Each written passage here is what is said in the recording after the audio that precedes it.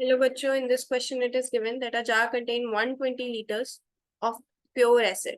ठीक है, using a mark 20% of the acid is replaced with water. Find the minimum number of times does this process have to follow so that the quantity of the acid in the jar falls below 60 liters. 60 litre से कम हो जाए, हमें ये बताना है.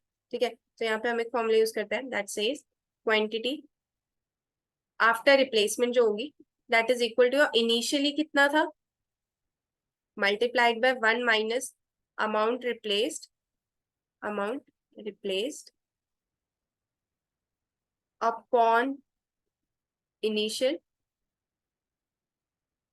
whole की power n here stands for number of times. ठीक है, तो क्वांटिटी हमें कितनी बोली है कि 60 से कम होनी चाहिए एसिड का और इनिशियली 120 था.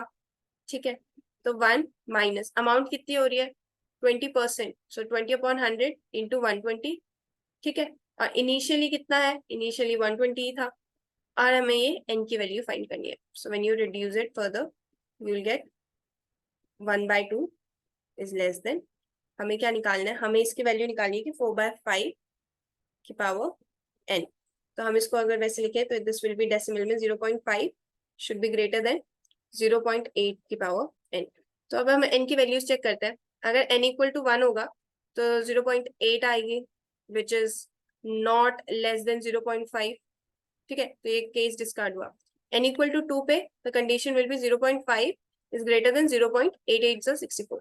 This is also not right, this is wrong. n equal to 3 पे जो आएगा वो आएगा 0.5 is greater than 0.512 which is also wrong. ठीक है, तो फिर आप n इक्वल टू 4 पे चेक कर दो.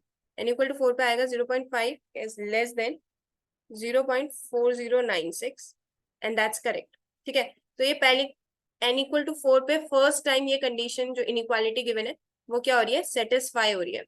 ठीक है, so here the correct option will be D. 4 times आपको ये पूरा प्रोसेस रिपीट करना पड़ेगा to get the quantity of acid less than 60 liters. Thank you.